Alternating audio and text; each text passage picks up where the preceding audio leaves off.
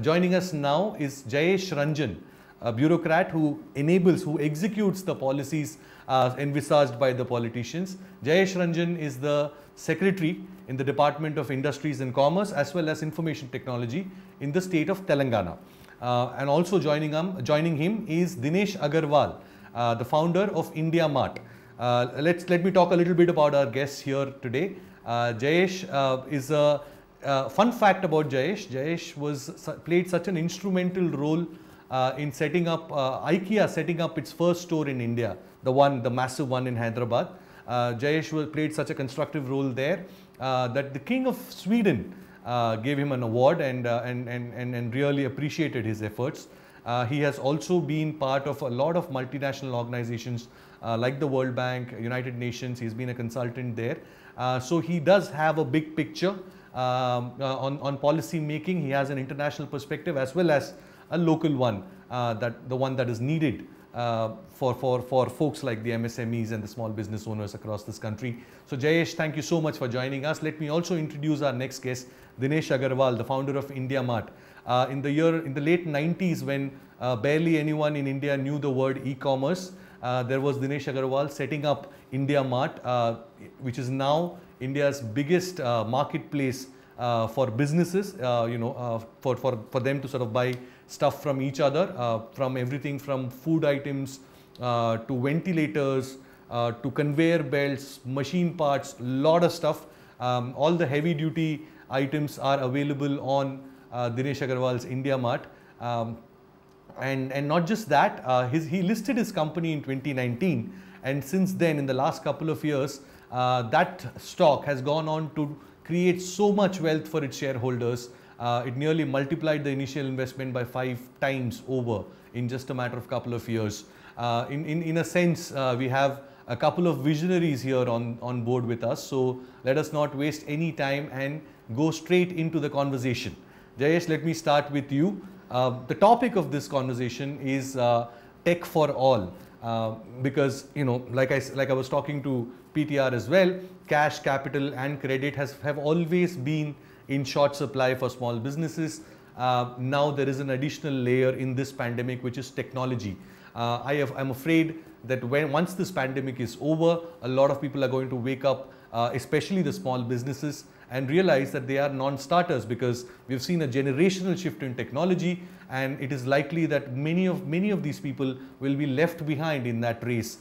So indeed, if as a policy maker, as a policy executor, you want to ensure that this technology, this generational shift in technology reaches as many people as possible, how do you think you're going to make it? That's my first question to you. Thank you, Sriram. Good evening, Dinesh ji. Happy to be sharing this space with you. Sriram, this question is something which holds tremendous importance for me personally and for our government here in Telangana. In fact, for many, many years, in fact, since the time the new state of Telangana has been constituted, that is 7 years ago, we have been grappling with what can be done really to push MSMEs to a much higher level. We believe that Telangana and Hyderabad have been important centers of manufacturing for decades. But unfortunately, the MSMEs collectively, while there could be shining examples of a few stray MSMEs who today have captured global markets, etc. But in general, my conclusion is that MSMEs have not really covered themselves with glory.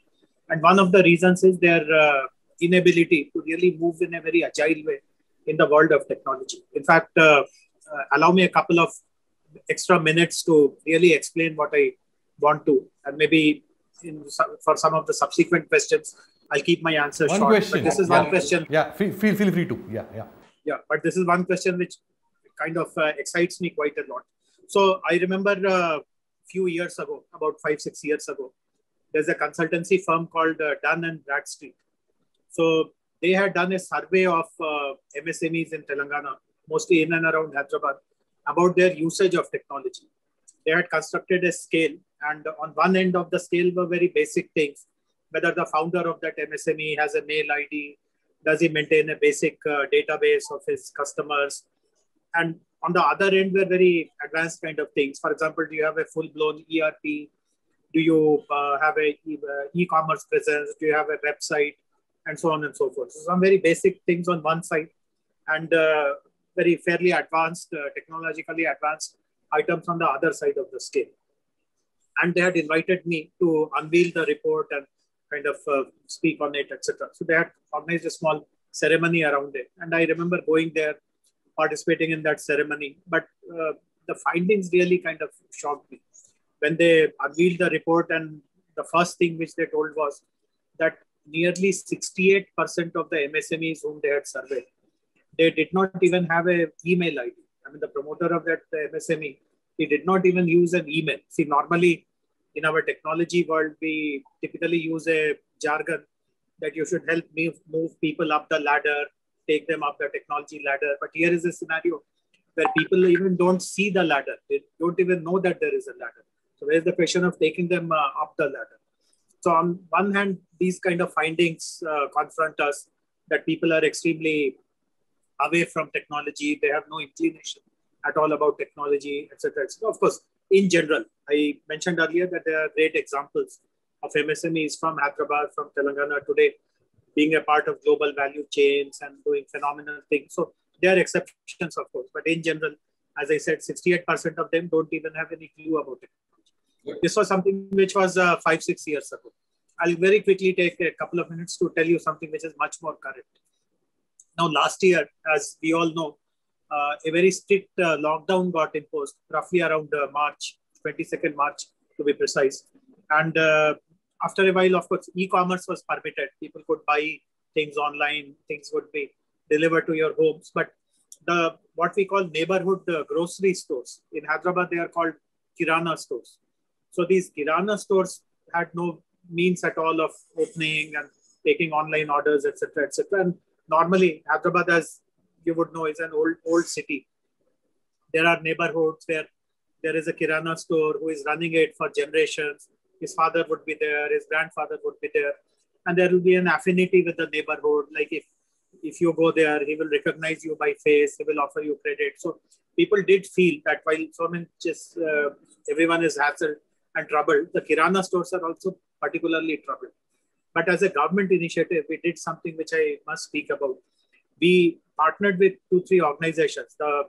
There's an organization called CAIT, the Confederation of All India Traders, and then another technology provider called Global Linkers. Literally overnight, we converted 1,000 of these neighborhood Kirana stores into online stores. We created their websites, we created their inventory, we created a payment gateway. We taught the Kirana guys how to receive orders, how to engage a few delivery boys to supply those orders. And normally you won't associate Kirana people with too much of education, and that would familiarity with new technologies and so on and so forth. But literally overnight, thousands of them converted themselves into digital stores. So these two examples, that on the one hand, a large number of them don't have basic exposure or familiarity with technology. But on the other hand, if circumstances compel you, and there is a very organized process of helping and hand-holding and guiding you, dramatic things can happen literally overnight. So these two examples, if you see them together, tells us that MSMEs can really benefit from technology, but it is only a matter of mindset or a mental block that I'm not educated enough, I never went to a technology school, I don't know what computers is, which is holding them back. If you're able to break that mindset, it's just a mindset issue. There's no great costs involved, there's no great learning involved, it's just a mindset issue. And if you're able to break that, wonders can happen with the MSME. Indeed, Mr. Secretary, it is a fact that Telangana has been a little ahead of the rest of the country in terms of giving access to technology to a wider set of people, and congratulations to the state on that. Subsequent governments have made efforts and it has yielded results. Let me come to you, Dinesh, now. You have a pulse as part of as part of heading IndiaMart. You have your finger on the pulse of the MSMEs, the small businesses. They are a big chunk of your customers. What is the reading there? And if I look at your latest earnings numbers, I can see that there is a 10% drop in renewals.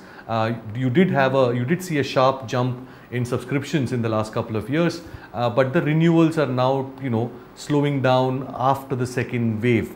What is really happening out there? What is the story here? Who are these people? who were excited about the possibilities of e-commerce a year ago and are feeling a little wary right now? What's happening there? Thank you, Shriram. First of all, thank you, Mr. Rajan, for such a wonderful opening. And if you look at IndiaMart, today we have about 65 lakh suppliers who are registered on IndiaMart as a platform. About 125 million business buyers and individual buyers who are registered on our platform. Listing over 72 million or 7 crore odd products and services coming across from more than 50 industries and verticals on IndiaMart. Every month we do over 5 crore plus matchmaking between buyers and sellers. And 2/3 of our buyers come from tier 3 and tier 4 cities and smaller.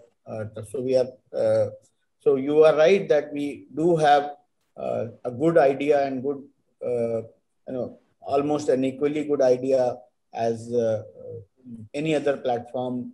Could be a GST platform, or could be an income tax platform, or could be a MSME ministry platform that can have about some knowledge about MSMEs. Now, having said that, over the last couple of years, there has been some tailwinds and some headwinds for small businesses. Some tailwinds, if I come to the first, is the digital adoption. Digital adoption has been growing leaps and bounds because of the advent of smartphone or mobile computer, what I call, and the online internet connectivity. One, it has improved. Two, it has become affordable, as well as the mobile smartphone has become affordable. Three, I think most of the people have now got habitual of using them at home, either for entertainment or education or communication purposes. So there has been a continuous adoption of digital, either a digital payment or a digital communication. So yes, it was correct, Mr. Ranjan, that about couple of years ago, until couple of years ago, MSMEs or anybody for that matter, if you ask them, have you used email or have you used internet for the purpose of business, they had not used. But things have changed dramatically over the last 2-3 years. Especially a lot of effort has been put because of the advent of smartphone and technology and internet connectivity. Also, I think a lot of foreign money and money has gone into startups, which are educating different kind of businesses, different kind of people for the purpose of education. And all that kind of money, if the government was to do alone, that would have been a humongous task. So it is more like a public-private cooperation that is going on in multiple areas, whether it is entertainment, communication, which has led to this digital adoption. Similarly, if you look at the digital payments, that has also moved significantly up by way of, there was always an NEFT and RTGS, but I think now every consumer has a NEFT RTGS kind of a facility by way of a UPI or account. So I think UPI or Paytm or Google Pay or Phone Pay, that kind of things. Third, if you look at the, certain policy initiatives by the government, to some sectors and to some sections of the society, implementation of GST was good. For example, those who were selling across the borders of the state, GST has made their life easier because they do not have to spend lesser money on the transportation, which was transportation time handling. Also, there is a central portal now, so they are less to deal with the state government officers and more centrally that is being done. There has been a decrease in the income tax rates for all the private limited companies from 33% to 25%, and for manufacturing companies to even lower. That is a very welcome move. However, if you look at the MSMEs, most of the MSMEs are not private limited companies. Most of them, 99% and above, MSMEs are proprietorship firms and partnership firms. There, this particular thing that has not been given, extended to. I would urge Mr. Secretary, as well as the government through your forum, to at least extend this to all the partnership firms so that they come at the level playing field. Because as you know, formation of a private limited company and the cost of doing business as a private limited companies are much higher than a proprietorship firm or than a private partnership firm. Also, if you look at the MSME data itself, 93% of the people are classified as micro enterprises, which are less than 5 crore according to the new definition, less than 5 crores in revenue, which is less than $1 million in revenue. Now, at less than 5 crores of revenue, 95% of the people lie in that category, 93% to be precise. Also, if you look at the overall MSME percentage, there are about 60-70 million, according to different numbers, 50, 60, 70 million small businesses in India. However, if you look at the GST registered businesses, they are only 10-12 million. Now, so about 80% of the MSMEs are out of the formal economy. And which is, that is a big question we need to ask. On top of that, these kind of pandemics or these kind of disruptions have definitely taken a toll on smaller SMEs. You can imagine so many different kind of businesses which are struggling for the past 2 years, 1.5 years to be precise, in the hospitality sector, in the transportation sector, in the fashion sectors, in the logistics sectors. So many of these, if marriages are not happening. If at all they are happening, and we have all moved to virtual conferences. Conferences are not happening. Gatherings are not happening. And there was a huge business which has gone away from those things. It has shifted to probably more digital only businesses. So over the last 4 or 5 years, there has been a mix of positive trends and a mix of negative trends. Similarly, just before the pandemic, I guess about 6 months ago or 9 months ago, e-way bill was made compulsory. Then e-invoicing was made compulsory. I think all of that actually adds to the cost of doing business for SMEs, while there was an external factor which has happened. So these are the few things that have resulted into where we are today, where we are. Otherwise, if you see, until around 2016, 17, or even 18, the business growth as well as the GDP growth was happening nicely, and the inflation was coming down year on year.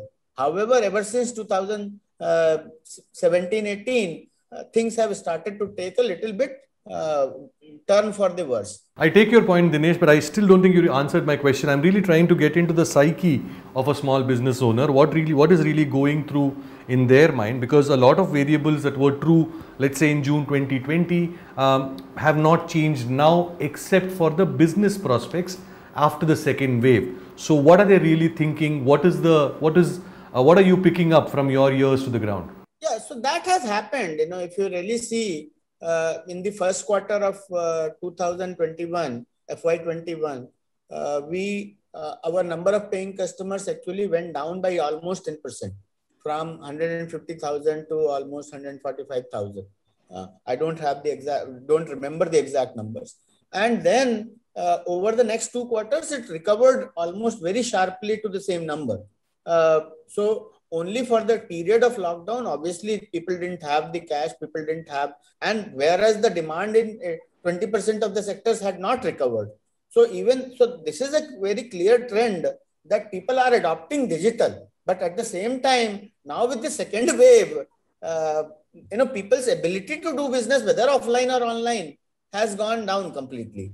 Exactly, that's what I thought. I mean, it makes sense. Let me take this to the secretary now. Mr. Ranjan, I know you've been a little critical of the Atmanirbhar program. I mean, Dinesh spoke about headwinds and tailwinds. There are also policy measures that affect the business environment. I don't know if it was you or your minister, but one of you said that there was a need to do an appraisal of the Atmanirbhar program and to see what is working and what is not. What are the ideas that you have in your mind? What would you advise Prime Minister Narendra Modi and his team to change or to do more to make the Atmanirbhar program a little more effective for the small businesses? So, Shriram, let me first clarify that political statements can only be made by the ministers. Okay. So the ministers made the point, but obviously we all were party to the process of arriving at those conclusions, etc. So I'm also kind of part of that view. See, the point which the minister has made is, he has made 2 points. If you look at the 20 lakh crore Atmanirbhar relief package, which was announced, there were some schemes which were targeted directly at the MSMEs. We know that the most highlighted scheme was called the Guaranteed Emergency Credit Line, GECL scheme, under which 3 lakh crores were earmarked. But my experience of implementing this scheme in Telangana has been that it has taken lots of effort to reach all the eligible MSMEs. I mean, the MSMEs did not find per se anything so attractive in the scheme that they will make a run for it. We took almost a year to touch 80% of the MSMEs who were notionally eligible for this scheme, and that too after repeated outreach campaigns. And of course, the government of India itself has also changed the eligibility criteria, coverage, etc. And that too, it has happened with so much of effort. So per se, the MSMEs did not find anything great about this scheme. The scheme was an easy to administer scheme. Whatever was your loan outstanding on a particular date, straight away take 20% of it as an additional loan, for which there'll be a moratorium, but you'll have to pay thereafter. No additional collaterals will be taken. So it's an easy to implement scheme.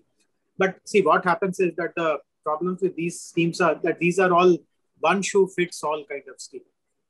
MSMEs have been disrupted in different ways. In Telangana itself, when you look at the range of MSMEs, there are some MSMEs whose supply chains have got broken. They are just not able to get raw material from outside. There are some MSMEs which had a huge dependency on migrant labor. And when the laborers went away, their operations had to be badly curtailed. There are some MSMEs where the nature of the market itself has changed drastically. Their customers, I mean, the MSMEs obviously supply to large manufacturers. The large manufacturer, let us say you are in an automotive sector. Of course, things have improved quite a lot, but I'm talking about from last year's experience. That nature of that market has changed. So obviously, the demand on your goods and services and products has come down. So disruption has happened in a different way. But if you give a one shoe fits all kind of a scheme, that really doesn't work. And I've asked so many MSMEs here, their associations here, their expectation was that we should have been given this amount, whatever small amount that you are giving it to us, that should have been given to us as a grant. First of all, you understand what kind of disruption, what kind of losses we have faced in those 4 months of lockdown. Make some calculation and then compensate as much as you can for that loss. Not by adding it, passing it as an additional loan, but giving us an outright grant, which is a very fair ask. There are 2 other schemes also which were announced in the Atmanirbhar package. One is called the Subordinate Debt Scheme. This is for MSMEs which are already classified as NPAs, which means that they have not been able to, I mean, much before COVID, they had fallen into some difficulty. They were not able to honor their loan commitments, etc.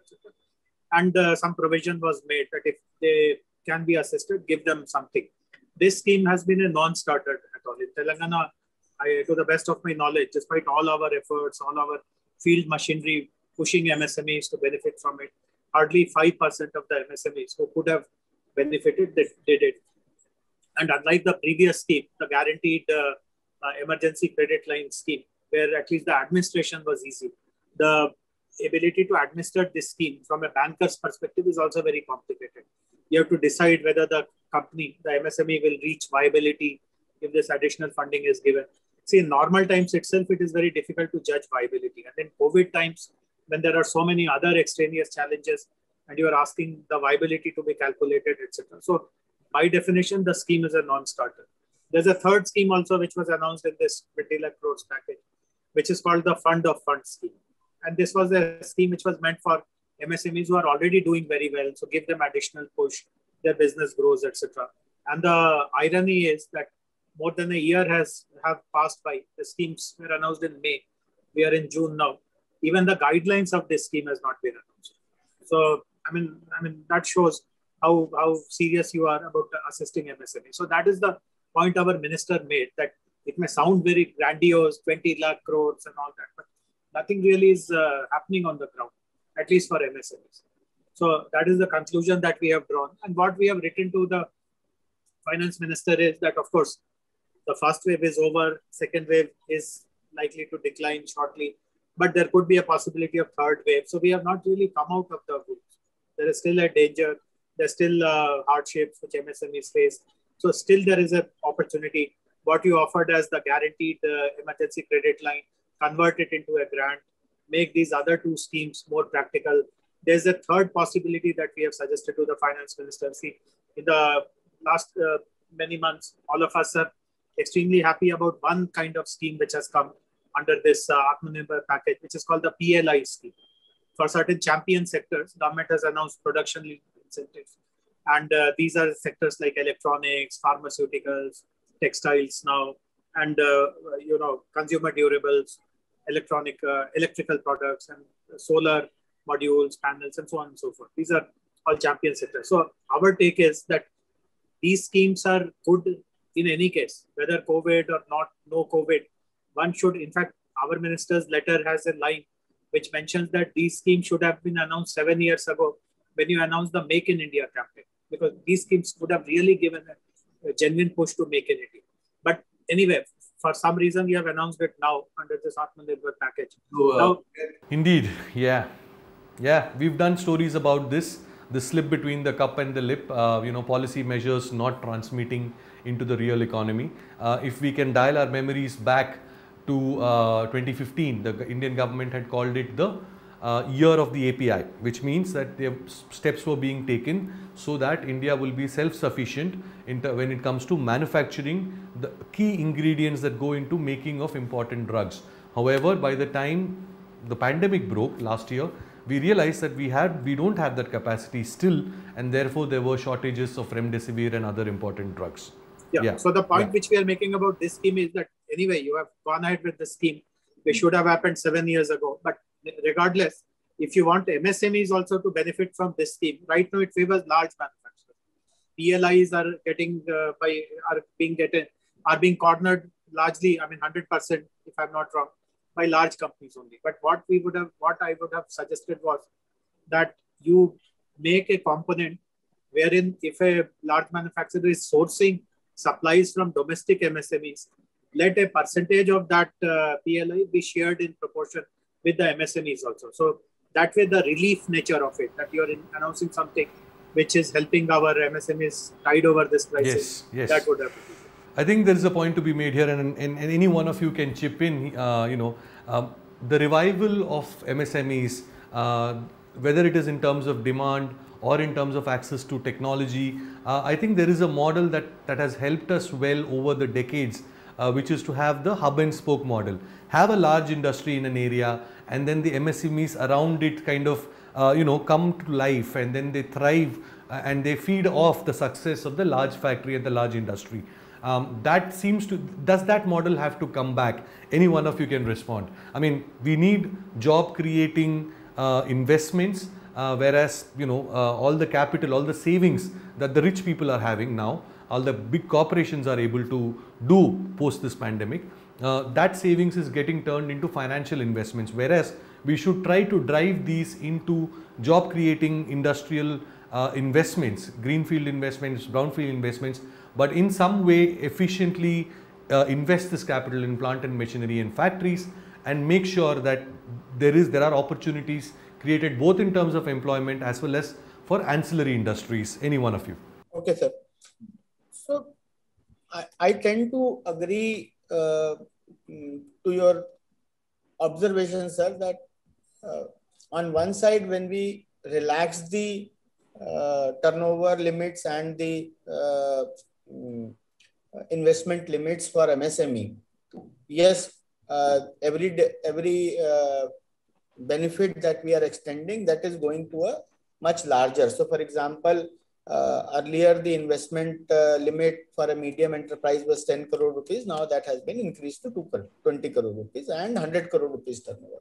Now, let us understand a needs of a 50 crore rupees or 100 crore rupees enterprise, which are just 1-2% in the overall number of enterprises in India, are very different from the needs of less than 50 lakh rupees who is not even GST registered business, and for the needs of a less than 5 crore rupees or whatever that number we can choose, 93% of the GST registered businesses. Because what we need is a very different scheme for medium and, whatever we call them, small and medium enterprises. We need very different schemes. Those who are between 10 crores to 100 crores, or those who are between 5 crores to 100 crores, they need a very different schemes. Those who are above 100 crores or above 50 crores, they are large enterprises and they need very different challenges. And similarly, those who are between 50 lakhs to, there is a 40 lakh rupees limit for GST. Those who are between 40 lakhs to 4 crore or 5 crore, their needs are very different and their solutions are very different. And similarly, as I said, there are 50 million SMEs, and out of that, 40 million probably are not even GST registered. So 80% of those are less than 40 lakh rupees turnover. They need a very different set of scheme. And I fully agree that these collateral-free loans actually work for a small segment. But when you talk about heavy keywords like subordinate debt, or I don't think they work for less than 5 crore SMEs, less than 5 crore turnover SMEs. I don't understand what this subordinate debt is, or I don't even understand fund of fund infusion of equity. So when you are talking 93% of your businesses which are less than 5 crore turnover, and about 86% of the businesses which are less than 1 crore turnover, and about 80% of businesses which are less than 40 lakh rupees turnover, let us have a very different approach for them, and let us have a very different approach for Mr. Secretary, maybe you can weigh in on this, what Dinesh is suggesting. How much of that can be executed by the state government? How much of it do you have to rely on the central government to make it happen? Why don't you share some thoughts? See, the understanding is that at a national crisis of this kind, the lead has to be taken by the national government. All other countries have also announced relief packages. The package of our country is substantial. As I said, 20 lakh crores is a humongous amount. But if you look at the proportion of that to the GDP and so on and so forth, countries which are better off as compared to India, meaning that who can withstand these kind of shocks much more than India, have provided for a bigger packages, like the US, UK, Germany, Sweden, Japan, so many of them. And the second thing is that, see, this is the criticism which came last year itself. It's not our point, but many others have also told that India's package is not really a loss compensation or stimulus to start new economic cycles. It is just making more liquidity of it. So to what extent does that really help is a question mark. So the point is that in state also, we can do many things, but we do not want to kind of duplicate. Our approach has always been to look at what the center offers, and then if there are some missing elements which we can supplement, then we come ahead and we kind of make good of that. Mr. Ranjan, I know the government of Telangana and you yourself have spoken about giving government support to MSMEs in the IT space, basically tech companies, but the ones which are smaller, those kind of entrepreneurs, which is a great idea. You've also spoken about creating artificial intelligence hubs. Now, all of this is very welcome, but I think my question really is, why would you put government support at a time when the resources are scarce? Why would you extend government support to spaces like tech companies and AI startups, etc., where obnoxious amount of money, not just from India, from around the world, is already chasing them, right? They're not starved for money, they're not starved for support, they're not starved for backers. Why do you want to join that race? Why not support somebody else who's not getting that kind of attraction from investors? So, Sriram, you have asked 3-4 kind of things together. So let me disaggregate and answer. See, one is that after looking at what the government of India has agreed to do or has promised to do, we have announced our own helping strategies, relief strategies, so to say. So since you have asked about MSME IT companies, let me give their example. So we have done 3-4 things. One is that most of the MSME companies, they occupy rented space. So one thing which we have done is to remove all the property tax. For 1 year, you don't need to pay any property tax. Second is that if you are occupying government space, we do have some government buildings also, IT incubation centers where companies are located. We have removed all the rentals for 1 year, so don't even have to pay rent. So we have made everything available. So what the government of Telangana is doing is creating WeWork kind of spaces, is it? Yeah, and we are also encouraging companies to move to smaller towns, what are called tier 2 and tier 3 towns. So these are the centers which are largely located in such places like Warangal, Karimnagar, Khammam, and so on and so forth. Similarly, we have also decided, particularly we have selected some number of startups, and we have decided to ensure that most of government's digitalization work goes to them. See, as you know, during this pandemic time, there is a very strong push towards digitalization the world over, not just in India or in Telangana, everywhere. And the governments themselves are doing lots of digital work, which requires participation of the private sector. So we have initiated many programs in which we have taken a very conscious decision that the work will be given only to homegrown MSMEs. So if some large company, let us say TCS, wants to come and take work, or Infosys wants to take work, we'll have to say no to them. But we'll give opportunities to homegrown MSMEs, many such things. In fact, just 2 days ago only, I was involved in another decision in which we have decided to engage close to 20 homegrown companies who are into digital mapping space. Our state is now preparing digital map for the entire state, and we have decided to give this work to 20 of them who are all from within the state. So helping them get market, helping them get business is another thing that we are doing. We are also helping them on skilling part. See, many of the MSMEs have lost business because they have not been able to respond to important technology demands because they don't have very capable people. As you know, the very capable people, the most capable people will always join either in foreign or an MNC company or one of our India's Infosys and TCS. Only the kind of leftovers will be available to MSMEs. So government has a skilling academy, which is called TASK, the Telangana Academy for Skills and Knowledge. And we have decided that if any MSME wants to get its employee upskilled or reskilled, we will do that free of cost. So many such things, many such decisions have been taken. For startups also, we have taken a decision. We ran a program called Rejig, under which 100 startups, which potentially could have gone belly up, who could have folded also. We ensured that they got some additional dose of funding and so on, and they remained alive, and also guided them on how to pivot their startup activity. If things are not working out in this present context, what else can you do, and so on and so forth. So this answers some part of what you asked on how we are supporting MSMEs beyond what the government of India. But that's what I was asking earlier. Why the entire world is willing to give these startups money? Why does the government need to give them? See, we do focus on tech startups, but exactly the point that you are making, we have also realized that there is enough funding available for them. So within the tech space also, we are now focusing on those startups which have more social impact.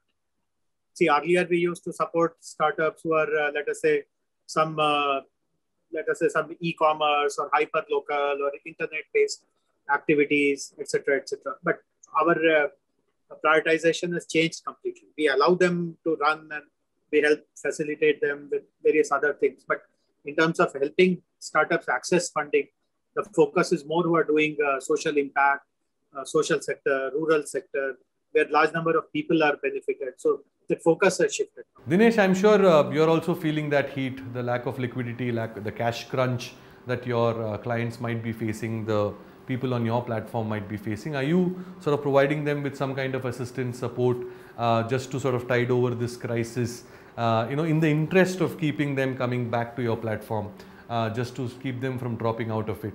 Are you providing some kind of support like that? Yeah, of course. I think I have spoken this publicly also during my InvestCon call. That last year when the first wave happened, and even before the first wave, in fact, in the April, May, June, when the lockdown happened, most people obviously needed some or the other support. So whether it is discount or whether it is shorter term packages or whether it is deferred payment plans, and that is how we got a lot of them back on our platform between July and March. However, now there is a second wave which has happened again, and since we have already launched shorter term packages and removed the set of fees and things like that, little we could pass on this time, but we are still trying to do as much as we can in terms of giving them waiver for the lockdown period or waiver for the April-May time period. You also invested in a startup which offers legal services, makes compliance easier using technology. Was that a happy coincidence, or was that the need of the hour, especially for the MSME clients on your platform? It's again, as I said, there are two kinds of investments that we make, and they are very different. When you look at a company like Vyapar, where we invested in 2019, that actually addresses the challenges of micro businesses. You can't afford Tally, you can't afford a desktop computer, you can't afford a Munimji or an accountant or a chartered accountant. But you still need a Hisab Kitab to be done and accounting to be done. There you need a very different solution called. But when it comes to medium-sized enterprises, which needs a legal tracking of the cases, what kind of legal cases are going on, how to find a lawyer in different cities. So they are very different set of startup handling two very different set of. So is it going to get integrated into your platform, and how soon would that be? No, I think they are very, very early stage today. They need to be nurtured. IndiaMart is a large platform, and they are still a new concept altogether. They have a few customers, but I think over a period of time, once they are nurtured, slowly and slowly we'll figure out what kind of synergies can be, synergized immediately, and what can be synergies should be done in the medium to long period of time. Let me take this to Mr. Secretary. It's a great thought that there is a tech startup that is solving a problem of compliance. But honestly, don't you think we could do with a little less compliance instead of creating a problem and then allowing these startups to come up and solve it? Why not reduce compliance and make life easier for a whole host of small businesses? What can be done on those terms? No. So, see, the exercise actually is going on. So, glad that Dinesh ji raised this point, but the national government has taken note of it. There is a massive exercise going on reducing compliance burden. So the national government had engaged Team Lease to prepare a report on studying all the laws under which compliances have to be carried out and what is the burden of that compliance. Some of the laws are themselves totally outdated, but because they remain, you have to comply, and obviously there's a price for that compliance. So a very detailed study was done by Mr. Manish Sabarwal and his team of Team Lease. Government of India is really pushing for it. In fact, even in some meetings of the Honorable Prime Minister, this point has been raised on how state should do that. So I can tell you about my own state. For Telangana, the TeamLease team identified 1,365 compliances, which they felt were burdensome. And 1,365, sir. Yes, 1,365. Oh my God. So, yeah, under various labor laws like Factories and Establishments Act, some act, this Boilers Act, most of them are under labor, laws, etc. And we also realize the seriousness of it. See, many times the national government asks us to do all kinds of things, but sometimes they don't make sense. But this particular exercise which they are doing is very, very essential. And as Dinesh ji is mentioning again and again, see, Telangana is a state which ranks pretty high on ease of doing business. Yes. But we are also equally conscious that we must make quality of doing business high and the cost of doing business low. And we realize that this window, which is coming up on reducing compliance burden, is very important that way. So we have gone far beyond this 1,365. In fact, our chief secretary is personally leading this initiative, and he wants us to go much beyond that. Look at every possible law under which something is to be required from the industry and really see whether it is required in today's day. And so it is a work in progress, but eventually, once we close the chapter, there will be many more such laws under which we would have done this simplification. Can you give us a sense of the timeline by when this will be concluded? The timeline was August. They wanted it to be done, certain things to be done by March 31st, certain things to be done by 31st August. But because of this lockdown, closure of government offices, etc., the timelines have been shifted slightly. But as long as there is a seriousness of intent that this is something important, the state will benefit. If you remove all these obstacles, more businesses will come your way. People who are already doing business. See, one thing which we have realized in Telangana is that, see, you must, since you work for a business publication, you know this quite well, that states frequently do what are called global business meets and, road shows and all those things. We have never done anything of this kind. Not because we don't have the money to do so, or we don't have any ideas on how to do so. In fact, there's no such thing. But what we have realized is that if you keep your existing businesses happy, they bring 3 times or 4 times more returns to you than any of these road shows or any of these, big global investors meets can really achieve for you. So this is what we are trying to do, that all our existing investors should eventually become your brand ambassadors. They should talk about you, and hearing them, looking at their experiences, more and more people. And this is exactly what has rolled out in the last 7 years. Others will take some time to figure it out. But tomorrow, whenever someone chronicles how we have become, being a new state, a very go-to kind of a state, this is the underlying thing, that you look after your existing investors. Amazing. On that very positive note, I must thank Jayesh and Dinesh for taking time out and being here with us and sharing their ideas. I look forward to interacting with the two of you and keeping track of the progress that we make in terms of taking technology and giving it to a wider set of this population, particularly the small business owners. Thank you, gentlemen, for being here with us today. It is now time for what I promised at the beginning of this show.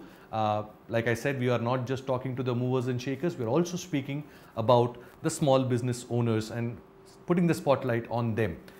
We are calling them India's invisible businesses, who are around us all over the place. They touch our lives in many, many ways, but get very little sort of stage presence on the big stages, and Business Insider is more than happy to give them.